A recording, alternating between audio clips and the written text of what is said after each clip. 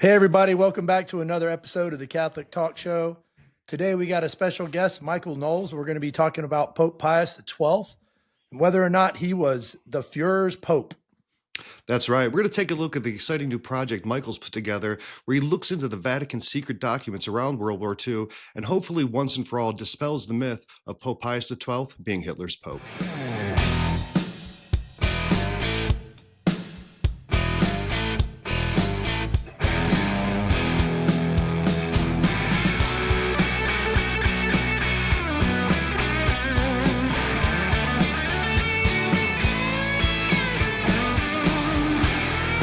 Welcome back to the show. Michael, really excited to hear about this topic. It's good to see you. I think the last time we interviewed you was in Hollywood 6 years ago. So, like I said before, it's great to be back. Well.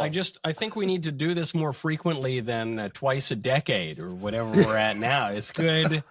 Now, fully out of Hollywood, left Gomorrah by the sea, happily ensconced here in Nashville, Tennessee.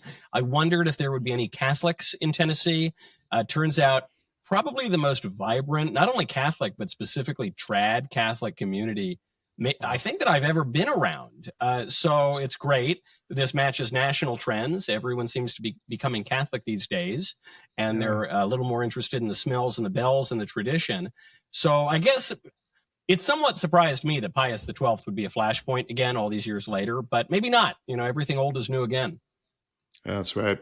You know, I'm glad that we're talking about this topic today because Pius XII has long been one of my favorite popes. And if you can say to pope is a verb, I don't think there's anyone who poped better in recent memory than Pius XII. He just understood the role of the pontificate, both from the geopolitical, from the faith-based, from the encyclicals he put out, and just from the manner that he carried himself in. But unfortunately, after World War II, and with a lot of propaganda and likely KGB propaganda, he was falsely maligned as not having done enough to counter Nazi atrocities against the Jewish and other populations. And probably because of that, his cause for canonization has been held up. And I love that you're doing this project because Pius XII needs to be rehabilitated, not only in the minds of Catholics who don't have a deep enough understanding, but of society in general to see what this lion of a man actually did. So how did this project come about, Michael? Well, this project has been a long time coming, and we didn't even begin the project. You know, we were actually approached by a production company that had conducted a lot of interviews and had assembled some really good stuff. And so by the time we got it, we said, well, look, the Pope is hot right now because, you know, you had the death of Francis, the conclave, now, you know, Pope Leo XIV. Catholicism is really hot right now. You're seeing this hockey stick graph of adult conversions to Catholicism, fulfilling Tocqueville's prophecy that America would increasingly become either atheist or Catholic. You're seeing a relitigation of recent history, in part because of the dispelling of the post-war consensus. There's now all of this kind of litigation. I was joking earlier. I said, you know, the views now are Pope Pius XII was really bad because he was pro-Nazi, or Pope Pius XII is really good because he was pro-Nazi. Those are the only two views you're allowed to hold now. And that actually leaves out reality and the truth of Pius's pontificate. But in any case, it just seemed like the perfect moment. So we went out, rewrote a lot of the movie, or the series rather, conducted some new interviewing, and I think it's come out at a very important time. As you mentioned, the cause for canonization has been held up for Pius XII. He is venerable, so he's on his way. But these days, it seems like they canonize popes in about 3 weeks after they die, so it's unfortunate. But Pius XII has also become a flashpoint as one of the last great stewards and emblems of Catholic tradition. You know, before the Second Vatican Council and even beyond the council fights, the so-called reforms that followed the Second Council, which were more like deformations than reformations. And so, you know, it's about so much more than Pius. And as you point out, a lot of the attacks on him came from communists and, you know, historic enemy of the church. And let's not forget the first real attack on him was this work of fiction, this play called The Deputy. And then there are many other works of fiction that followed. Unfortunately, they pretended to be works of history. That's right. So let's get into a little bit about who Pius XII was, what the the situation he found himself in. You know, Eugenio Pacelli, he was one of the great diplomats of the church. He was one of the sharpest minds. He's essentially, I think he was the Vatican Secretary of State for the Pope prior to him. Then he finds himself in World War II, in the middle of a fascist state with Mussolini all around him. You have the rise of Nazism in Germany. You have the clouds of World War II looming. How did he actually react during World War II? What was his position towards maybe fascism, towards the Western powers, towards the Jewish populations? What was the reality around how he viewed that? Well, you have to go back a little further. As you mentioned, he was the Secretary of State, the Vatican, and then before that, he was the Papal Nuncio to Germany. So he saw the rise of Nazism up close. And Pacelli, Eugenio Pacelli, who becomes Pope Pius XII, had Hitler's number from the beginning. It's even kind of silly to call it a debate over the legacy of Pius XII. The historical record was so clear, even before the release of the newer documents. But it was so clear, Hitler wrote a letter to Francisco Franco in which he said explicitly that he viewed Pope Pius XII as his personal enemy. While he was papal nuncio, Pacelli was reporting back to Rome. He then becomes the Vatican Secretary of State and helps to write Mit Brunendo Sorge. And Mit Brunendo Sorge is a papal encyclical. It's a little strange, though, because we're familiar with papal encyclicals written in Latin. This one was written in German, and it was written in German in particular to be smuggled throughout Germany and to counter the rise of Hitler, who was emphatically anti-Christian. We now know this from the diaries of Goebbels. We know this from the testimony of people around him. There appears to have been a plot by Hitler to kidnap and possibly execute Pope Pius XII in Liechtenstein. Pope Pius XII had a backup plan, which is that if he were removed from the Vatican, you got to remember he was the last guy left in Rome. The King of Italy fled. Mussolini eventually is taken out. And so Pius is the last guy standing. He has a letter in his desk to renounce the papacy if he's ever removed, so that all the Nazis would have on their hands was a common priest rather than the Pope. A new Pope could be elected elsewhere. Pacelli had Hitler's number from day one. And unfortunately, he faced another enemy too, which is the communists. So you're really talking about a man standing alone, facing two grave threats, both explicitly anti-Christian, alternately atheistic, materialistic, occult, esoteric, as Nazism came to be. Hitler was quite clear about wishing to destroy all of the churches in Germany.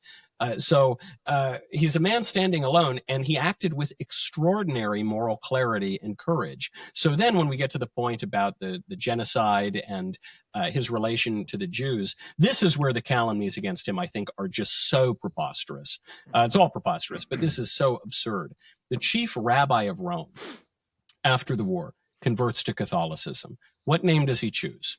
He chooses the name Eugenio. He specifically chooses that name because of what a hero Pius XII was, not merely to Christians, not merely to the whole world, but specifically to Jews, for his efforts to, one, hide Jews in the Castel Gandolfo, the papal residence, to not only smuggle Jews out of Rome, give them papers to try to avoid being shipped off to the camps, but he's estimated by Israelis to have saved upwards of 860,000 Jews during World War II. So the calumnies are so absurd that they shouldn't have prompted any kind of debate, really.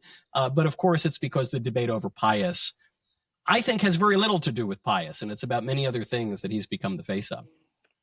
I think you're right. I think he's the personification of the line in the sand between tradition, modernism, between statism and personal rights and personal freedom.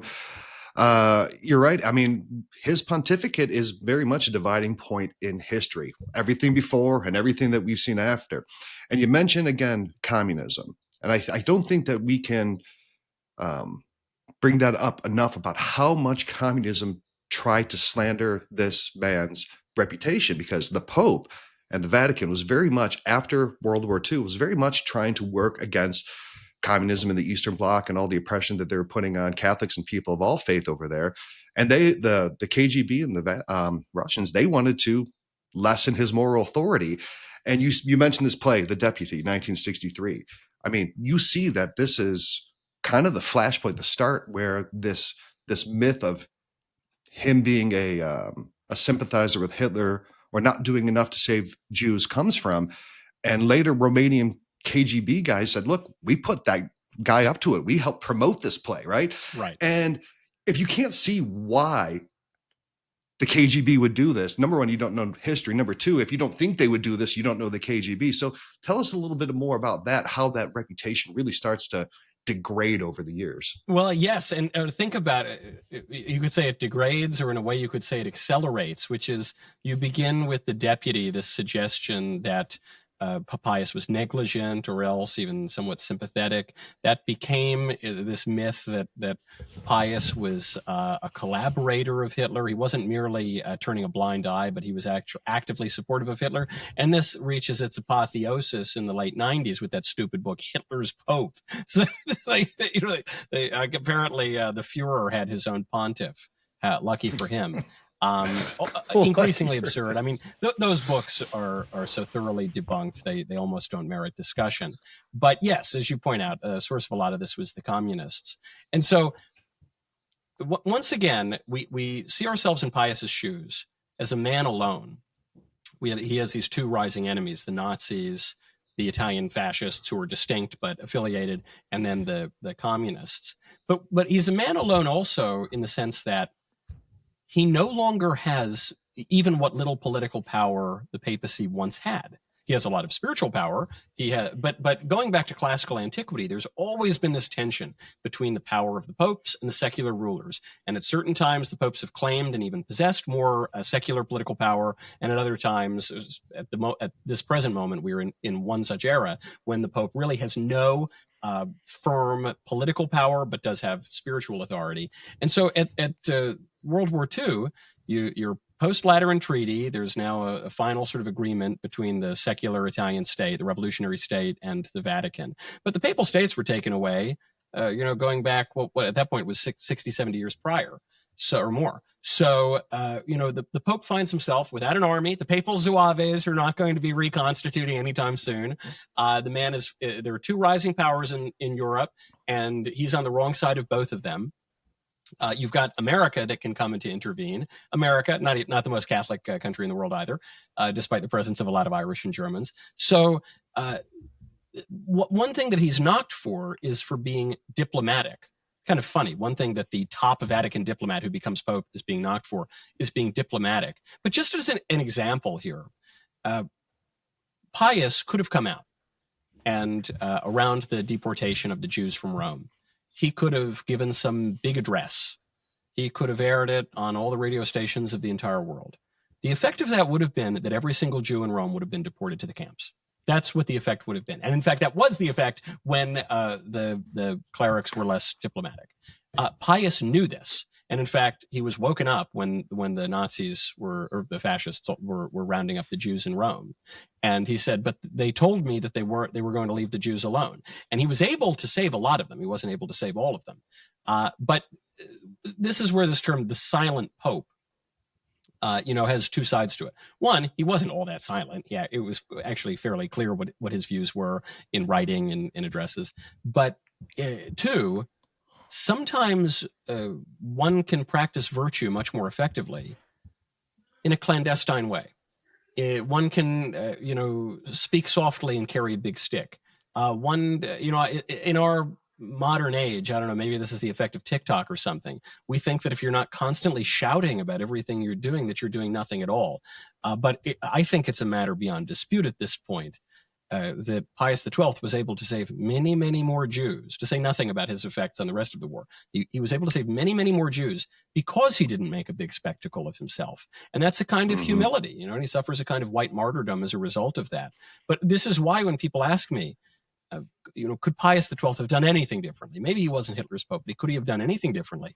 I say, you name it. You tell me what he could have done differently, because in my examination of the evidence, it seems to me that the man acted with great moral clarity and with great prudence. There is not one thing that I could point to and say, he should have done that differently. And so, there are all these armchair quarterbacks who just assume that he could have done something differently. And then there are just the enemies of the church. And that's really what it comes down to. He is being calumniated as a way to attack the Catholic Church. And it's wrong for the church, but it's really wrong against him personally, and he deserves to be vindicated. Yeah, like Stalin said, the Pope, how many divisions does he have? I mean, what did people expect Pius to do? To, strap up his guns and go out in the streets of Rome and fight him single-handedly? And I think you can look at, just as a parallel in our time, Leo XIV. He's speaking out about what's going on in Gaza. He's speaking out about what's going on in all the areas that people are affected in Africa by Islamic oppression. But what do you want them to do? Do you want the Pope to reconstitute an army and send people over there? I mean, number one, if he does, sign me up, I'm going. But number two, popes don't really do that anymore. And I think that's a great point. So, Ryan, what are your thoughts about Pius XII here? Well, I think a lot of what I'm thinking about is the internet generation, right? As some of the things that Michael was alluding to, and how information traveled, and how it travels so fast now.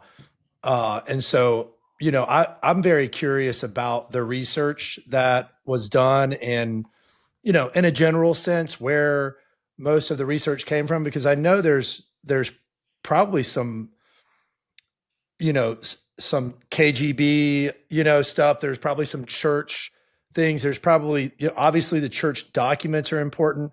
Was the Vatican somehow involved in their archives? I know there's a plethora of information that's out there.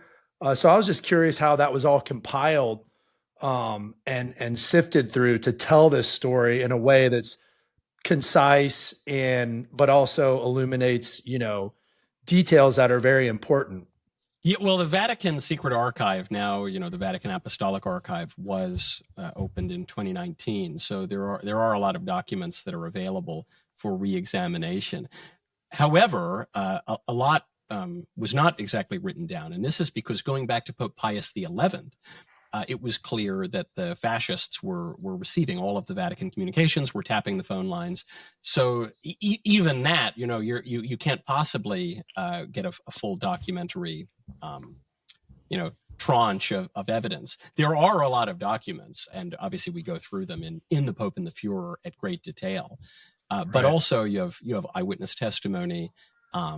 You have, the very fact that Pope Pius XII chooses the name Pius shows that it's a continuity from the policy of Pope Pius XI, which was also warning against the advance of Nazism. And as a secondary or tertiary effect of the docuseries, I think it's also helpful, speaking of our new, internet generation, I think it is helpful to recognize that we've been told in the modern mythos that Hitler is the very devil himself. And I don't think Hitler is the devil himself, because there is a devil. So because we live in secular modernity, we don't believe in devils, we don't believe in angels, we don't believe in demons. In Christianity, we believe that there's the incarnation of absolute good, and that evil is a privation of the good. In our modern liberal mythos, we think there is no such thing as absolute good. There's certainly an incarnation of it, but there is absolute evil, and evil happens to be cast in this moment in the person of Hitler. And you're only good in as much as you're not so much a Nazi. You hear this a lot in our political parlance. And so some people are recognizing, well, that is an insufficient basis for understanding morality and God and man's place in the cosmos. However, this does lead some people as contrarians to try to vindicate Hitler or something, and that's probably a bad path too. This is kind of like arguing over early church history. Sometimes people believe that the mists of history just wash away the possibility of knowing anything, and you think, no, there are documents. We actually do have the writings of like the church fathers and the doctors of the church. We can know things actually, and if that is true, if we're talking about the first through the third centuries, that's certainly true when we're talking about the Second World War, which really wasn't all that long ago. And the fact is, the Nazis were involved in some deeply anti-Christian, esoteric, and pagan practices. We know that Hitler had a deep animosity for the church. His explicit statements, recorded by many of those around him, are too numerous to mention. And we have it in his own words that he considered the Pope his enemy. One has to recognize that Well, one has to recognize this unique position of Pius XII, which is that in an age that was divided between the red shirts and the brown shirts, there is an alternative. One does not need to be forced into a false dichotomy. In many ways, the ideologies of Nazism, communism, and liberalism, which ends up winning World War II, are they're different forms of modern errors. But they don't map onto the church. The church is a pre-modern institution that is ever ancient, ever new, and so there's no Christian Nazism, there's no Christian communism, there's really no Christian liberalism. Ultimately, Christianity recognizes a different kind of world order, and Christianity inclines one toward just a different manner of politics that is not a modern ideology. It's really pre-ideological.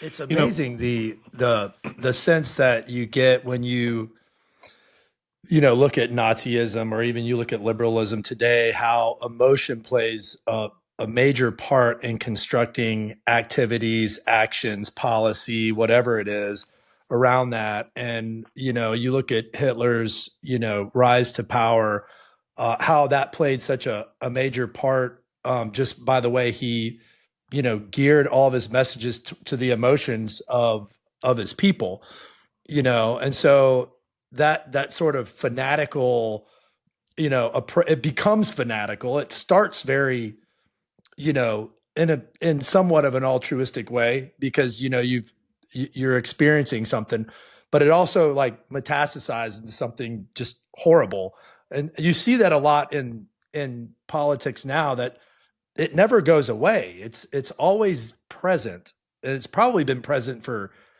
many, many ages past, but just making an observation here of, some of the things that I read about that era and how his rise to power was a very manipulative way, centered around the emotion of his country.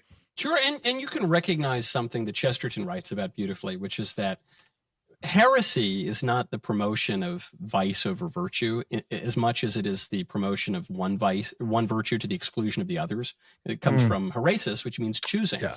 So all heresies are just a partial view of something.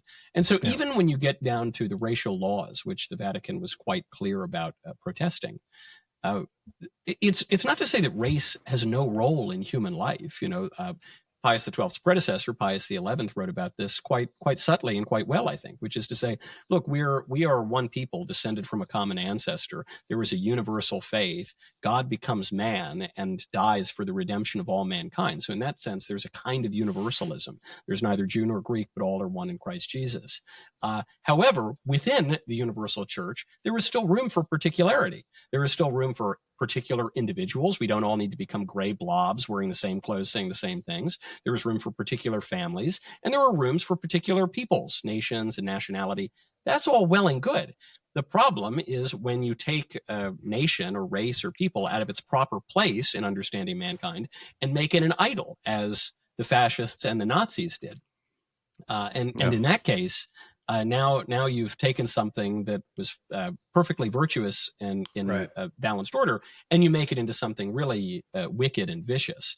And I say wicked purposely, because while I mentioned earlier that Hitler was not the devil, as many modern people think that he is, we must recall too, Pope Pius XII himself believed that Hitler was possessed, and Hitler, from the papal chapel, attempted a long-distance exorcism, which was a futile effort in as much as clearly it didn't work, and two, exorcism must be done in person. But he did it. He was so convinced that this man had demonic obsessions or possession that he actually attempted a long-distance exorcism of him. So again, that add that as evidence number 10,750 bazillion that Pius was not on Team Hitler. Yeah, a lot of people will point to Hitler having been raised Catholic. They say, well, Hitler was Catholic and whatever. But really it was his mother that was devout Catholic. And if you know anything about Hitler, dude hated his mom. He probably had a lot of unresolved mother issues. And his hatred for Catholicism probably was a misplaced hatred for his mother or some psychological nonsense. But I also have read where he specifically, how much he hated Catholicism, Christianity, and viewed it as a weak religion, and how in fact he thought Islam was a much stronger religion. That was like his personal view. He thought Christianity and Catholicism were weak. They made men soft, and he had a lot of admiration for Islamic countries because of their their history of being able to use force as part of their religion against other countries and conquests. But then if you look at this long-term view of how manipulation against the church goes throughout the ages. I mean, Michael, you could have made a series on the Crusades, the 30 Years' War, the Reconquista. You could have done this on any period where the church has been maligned and saying, well, the church is out there just killing people, and religion has killed more people than any wars all come out. Like all these tired tropes that are out there, they're just kind of copy and pasted out of every area of the church. And now that we have this one, which is probably the one closest to our time, there's documentation that we can really help to refute it. There's probably not as many documents from the Crusades or the Reconquista or whatever, but opening the Vatican Secret Archives, I know that's a big portion of what this project talks about. What specifically in the Vatican Archives, from your research into the production of this, sheds new light that people might really need to hear? It's not so much new discoveries. I mean, this is the important point for people. And it's important that it's not new discoveries, because the lie of Hitler's Pope has always been a lie, and it's always obviously been a lie to anyone who is looking at the evidence without the polemical lens of a fanatical anti-Catholic. What we get out of the Vatican Secret Archive, and I won't spoil too much because people should head on over to DailyWire Plus and go, check out the show. But what we get out of the Vatican Secret Archive are confirmations, documents from the popes themselves, corroborations from eyewitnesses, people who are around Pope Pius XII, who are engaged in diplomacy, sometimes furtive diplomacy, your intercepted letters from American intelligence and other intelligence that we're seeing now for the first time that affirm what I think honest and reasonable people who don't just have an axe to grind with the church have always known. So, it's important. I don't want this to be presented as, history being turned on its head. These guys were always liars. It was always propaganda. It begins with a work of overt fiction called The Deputy, promoted by the KGB. I don't want to give them an ounce of credit. They've always been slanderers and polemicists, but now the calumny is completely untenable, and which is why you cannot find, even go out and find people who hate the church. You cannot find 10 people who would seriously defend the notion that Pius XII was Hitler's Pope anymore. It's just absurd. One point also on your mention of the Muslims, because this is kind of funny to a lot of modern listeners, but yes, that is true. Hitler was kind of a fan of the Muslims. And so, the Muslims immediately in the 7th century begin conquest. By the year 732, they're 150 miles outside Paris, Battle of Poitiers, when famously Charles Martel, Charlemagne's grandpa, turns them back and does not allow for the complete conquest of Europe. However, the Muslims do come back, famously Battle of Lepanto, 1571, Battle of Vienna, and many other engagements. Hitler's view, which follows a strain of thought that you see present in Nietzsche and was present at the time among lots of enemies of the church, is that, yes, Christianity was too soft. It was kind of a Jewish thing. It was kind of a foreign thing. It's weak. It's a slave religion. It's a slave religion, better fitting the Untermenschen and not the Übermenschen. So these ideas were floating around at the time. They're floating around now. I mean, this is a perennial objection. If you want to be a real big He-Man tough guy, you need to throw morality out the window. You wouldn't get down on your knees to pray to God, much less a God who is a man. And and I mentioned Chesterton. It's hard to go more than 1 hour without mentioning Chesterton. Chesterton makes this point in Orthodoxy, which is he came to realize that the church was very great, maybe greatly good, maybe greatly evil, but at the very least it was great, because it was attacked for opposite reasons. It's the religion of women, small little old women praying in church. And also it was misogynistic. It was too harsh on women and made them, stand in the kitchen and have babies. It was both too decadent and luxurious, and also it was too ascetic and demanded you to turn away from the riches of the world. So whatever it is, it's got to be some very great thing. You're nobody until someone hates you. That's right. Yeah. I said, you're nobody until somebody hates you, and the church That's right. gets it from all sides. In World War II, look, I mean, communists did not like the church. The fascists did not like the church. The American government, Roosevelt was not a fan of the Pope. The American government wasn't doing the Vatican any favors either. I mean, you have, and like you mentioned this earlier, you had communism, fascism, and liberalism, none of which are the church's thing, right? The church exists above all that. And like you said, liberalism won World War II. There's really nothing that the Vatican could have done besides minister to people, save as many people as possible. And like you said, in his wisdom, in his prudence, in his diplomatic nature, and in his reserved, considerate way, Pius XII saved hundreds of thousands of lives through his direct actions. Yep. And you've mentioned that there's been a lot of high-level or high-profile rabbis and Jewish figures who have praised him for that. Golda Meir, you said the rabbi, of course, chief, Albert Einstein, yeah. But what is the Jewish view, particularly among rabbis and high-profile Jewish individuals today, about Pius XII? Were you able to discover any of that in this? Is that changed, or are they more realistic and pragmatic about it? Oh yes, no. I mean, we interview prominent Jews, some of whom have been awarded by the Pope, for their work. But prominent Jews in our docu-series, and these are honest people and they're reasonable people, and so they see what is evident from countless evidence. In fact, the only rabbi that I've seen who still is holding to the Hitler's Pope thing is this lunatic guy Shmuley Boteach, who I don't know. He challenged me to a debate, and I innocently accepted. But then he didn't get back to me. I think he didn't quite want to do the debate, and then he did get back to me. He called me a Holocaust denier, and which would probably undercut the thesis of my series. And then I had other friends. Doesn't he have better things to do to sell stuff with his daughter online? Doesn't he have better he's things a to do sex than toy salesman with his daughter. And anyway, so I don't know. I mean, I innocently agreed to do the debate. Then he kept trying to change the terms and invite himself on my show. And I don't know. The guy's a little nutty. And I then received calls from serious rabbis and from very serious Jews who said, Michael, please don't talk to that guy. He has no constituency. He's a complete lunatic. He's a driver of anti-Semitism, basically, because he makes himself so odious. And so I don't know. Anyway, but he's the only one. I mean, there are no right. serious people, really, Jew or Gentile alike, who really maintain that anymore. It's important too. We're talking about the triumph of liberalism in World War II, to recognize some people look back today. I think this has led to a lot of the rethinking of the post-war consensus, is they say, well, look, we won World War II, but things are bad. There's weird sex stuff in the streets. There's a lot of cultural degradation. Religion declined. Now, though, it seems to be turning around, and our nations are in decay. So did we really win World War II? Now, of course, you could point to any military. You could point to the Vietnam War, the Korean War, the Cold War, and you said, did we really win the Cold War? I don't know.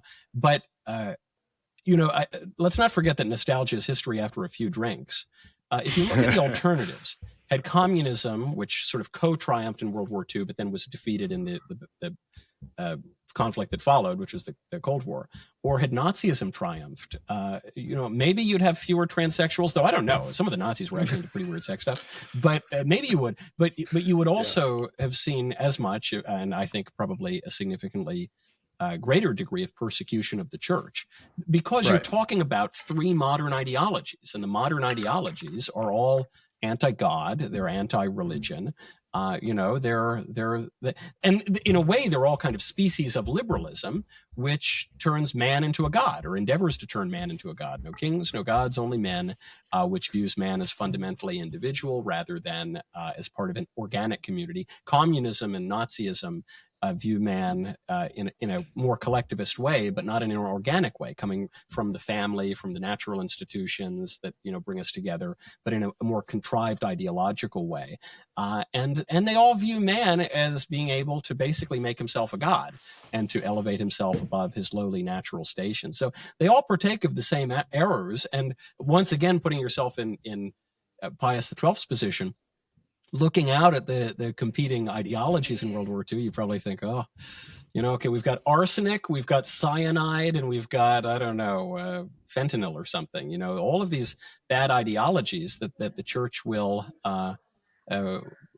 outlast without question, and one hopes that can help remedy, in a long enough time frame, because the crooked cross of the swastika will perish, but the true cross of Christ will prevail. That's right. So the Pope and the Führer, the secret Vatican files of World War II. It's on DailyWire Plus. How many episodes is it? How can people watch this? 4 episodes, really simple. We've released up to episode 3. So it's another one to go. And I won't, not too many. I guess we've had plenty of spoilers in here now, but there's a lot. I really view this as one for people who haven't kept up with it or who fell prey to the propaganda. This is a really important series to watch just to know the facts. I mean, there will not be a counter series to the Pope and the Führer because it's historically untenable. 2, it's really good for the water cooler when you want to defend the Catholic faith against the enemies of the Catholic faith.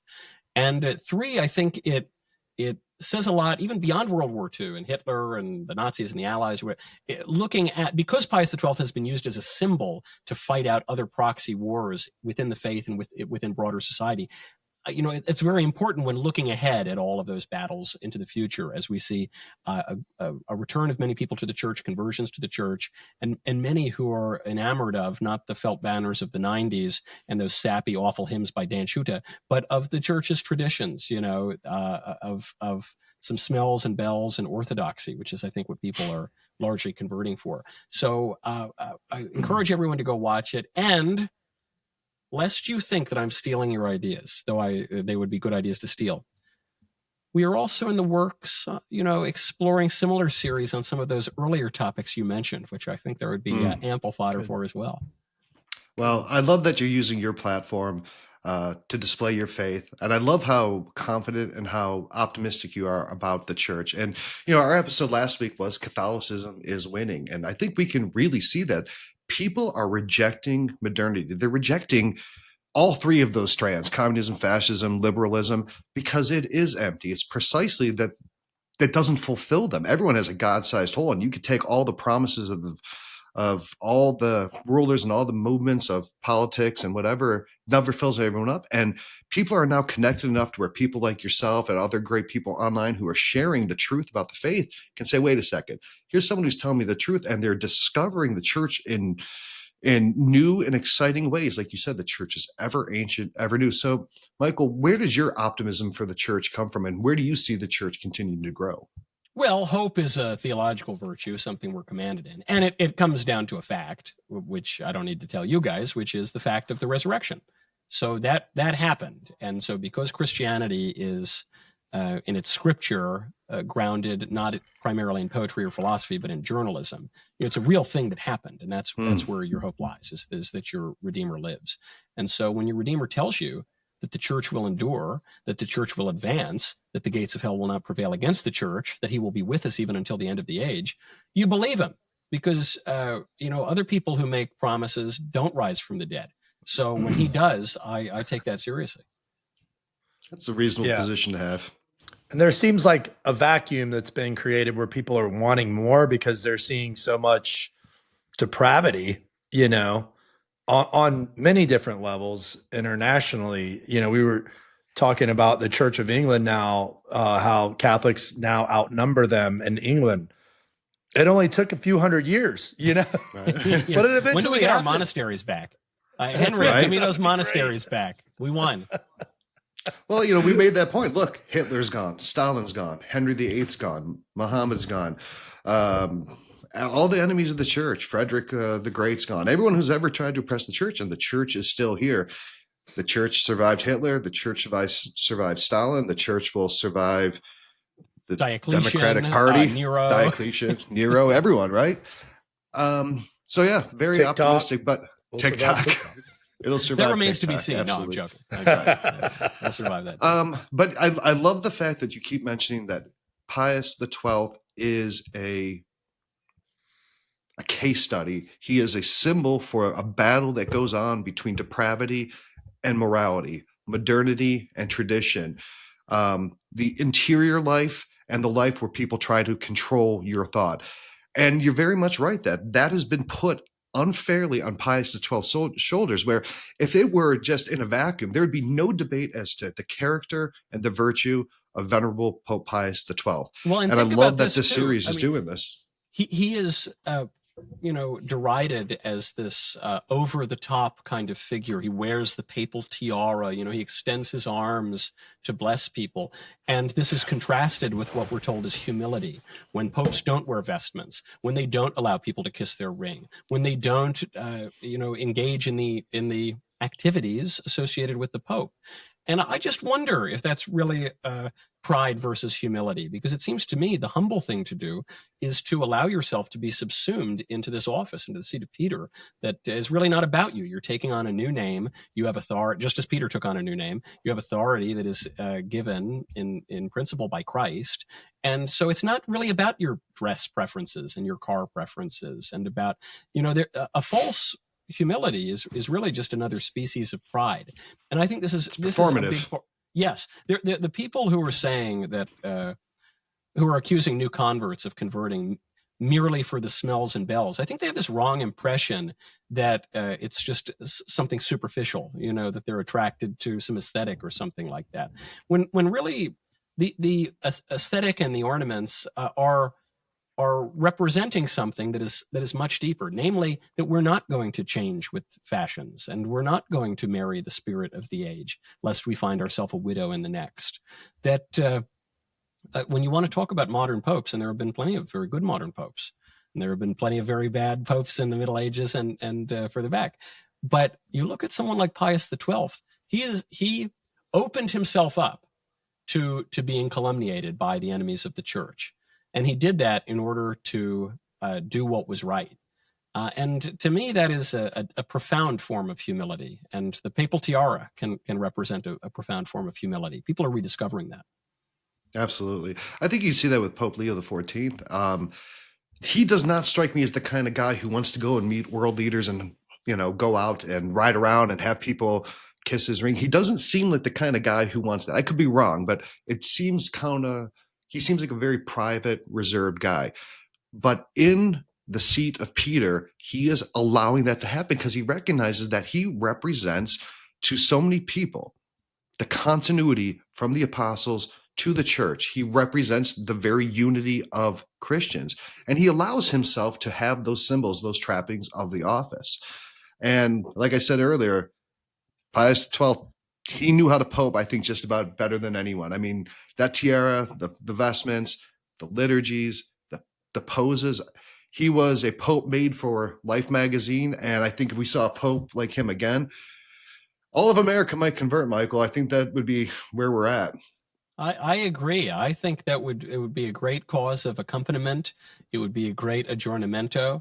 And it would encourage the active participation of the laity, certainly. And we might be seeing that, I think. I'm really quite gratified to see these early days of the Leo pontificate. He's really done a marvelous job. Not that it's really up to me and no one really asked my opinion, but it's been a breath of fresh air without question. Sure. Yeah, I think it's beautiful to watch a man love the church that he's given his life for. Just like you see a man love his family and his wife. And so I think a lot of people are drawn to the liturgy of the Latin Mass in that way too. It's just the appreciation of who Holy Mother Church is. And then, a priest praying this ancient liturgy as a way of loving the church. I mean, music is another thing too. It's like, you go into a church and the music's really bad. That's probably one of our biggest videos. We were making fun of some of these songs, but like you walk in and your heart is disposed to the living God, right? And then there is an authority there, a father figure there. And then you're listening to the music and you're going, why would you love the church that way? Like, what would make you want to love the church in that way? And I just see our current Pope as somebody who loves the church, loves the people. He's, been to different continents and served the poor, but yet he still has this appreciation for the church in his decorum and the way that he's pontificating. Well, yes, and think even in the old Mass, and in principle in the new Mass, though it's rarely practiced this way, the priest is facing the altar, meaning we're all facing together in the same direction. We're all looking at God, and the priest is leading us in the holy sacrifice of the Mass. The way that the new Mass is often celebrated, that certainly doesn't need to be celebrated, is that the priest is facing the people, like he's putting on a show for the people, like we're merely being invited to a dinner party.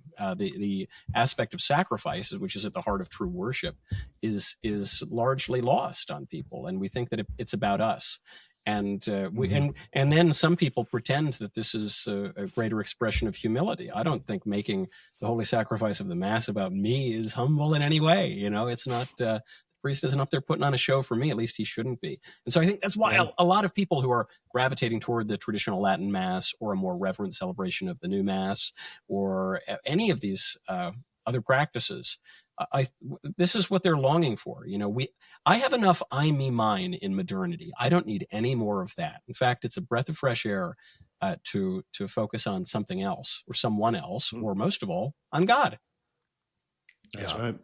You know, we're all fathers here. None of us want to put on the white New Balances and the barbecue apron. We don't want to wear those things, guys. We don't put on the slouchy dad hats. We do it because those are the symbols of the office of fatherhood, right? And it's humble to wear those. Look, we'd all much rather wear, you know, Rocky shorts and white leather jackets and, you know, do cool stuff, right? But we put this stuff on for you guys. So let's just be understanding that the popes do the same thing. Michael, we always love having you on. It's been too long. It's been 6 years. Let's not wait more than a half a decade again next time. And for everyone watching, I got 2 things. Well, I got 3 things for you. I'm pretty demanding today. Number 1, click like and subscribe. Goes a long way to help us get these videos to reach more people, and it's your easiest way to participate in the mission of the Catholic Talk Show. Number 2, if you want to support us, you can go to catholictalkshow.com/Patreon. Find all the ways to continue to support us to help us make this show keep going. And then thirdly, go to the Daily Wire, Daily Wire Plus, and watch this series. If you're interested in getting the truth about who Pius XII really was, this series is going to really open that up for you. And it's done to the standard of what the Daily Wire does. And if you hear how Michael talks, you know that it's going to be incredibly interesting, very unbiased, and very much straightforward, the truth. So go watch that today. And then let us know. Send us a message what you think about this series. I want to hear what you guys think about that as well. So, Michael, always a pleasure. Let's do it again soon. Good to be with you guys. And by the way, for people sending the messages, if you like the show, make sure those messages are forwarded on to me. And if you don't like it, never mind. Great to be with you guys. Don't bother. Yeah. I'll send those ones to Walsh. And yeah, good. Yeah. Great. Well, thanks for joining us, everybody. We hope you appreciated the show. Don't forget to go to the Daily Wire, and we'll see you next week.